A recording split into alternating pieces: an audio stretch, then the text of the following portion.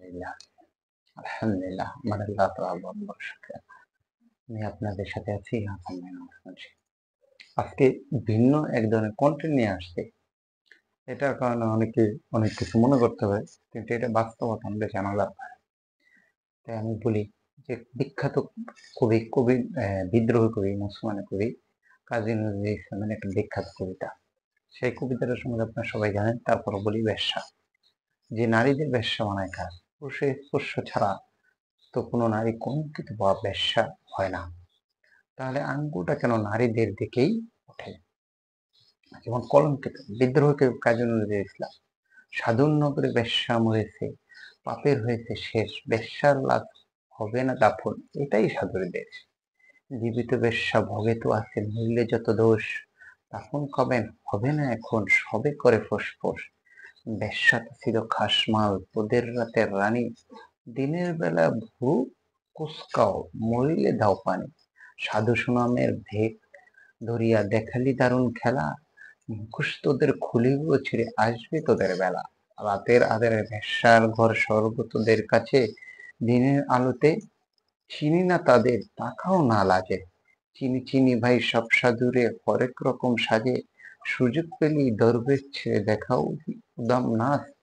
নারী আমাদের মায়ের জাতি, বেশ্যা বানালো কে?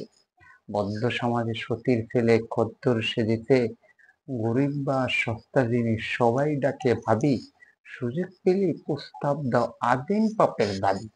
স্বামী যখন মল্ল ভাবে দুধের শিশুর কোলে, ভদ্রদেবর সুযোগ বুঝে সহানুভূতির ছলে, দিনের মতো দিন চলে যা হয় না তাতে দোষ, মরা লাশের সুযোগ পেয়ে মোল্লা রোষ। মোল্লা সাহেব নায়েবে রাসূল ফতুয়া ঝাড়িয়া কয়, পতিত নারীর জানাজা কবর এই এলাকায় নয়। শুধাই আমি ওরে মোল্লা, জানাজায় যত দোষ, বেশ্যার দান নিয়েছ ঝুলিতে তুমি বেটা নির্দোষ। বেশ্যারে তবু আছে পাপবোধ, নিজেকে সেভাবে দোষী, তোমরা তো বেটা দান বেচে খাও খোদার খাসি।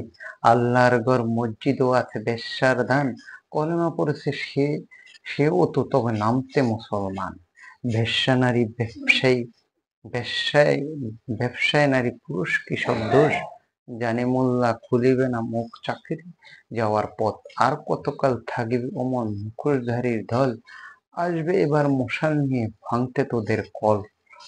সত্যের আলো জ্বলবে যখন চিনবে তোদের সবে, লেবাসদারি মুখোশধারী মুখোশ উপড়ে যাবে। এইভাবে আর চালাবি কত ছল চাতুরের খেলা, আসবে তিনি এবার তোদের বিদায় নেবার পালা। প্রশ্ন, নারীদের বেশ্যা বানায় কেন?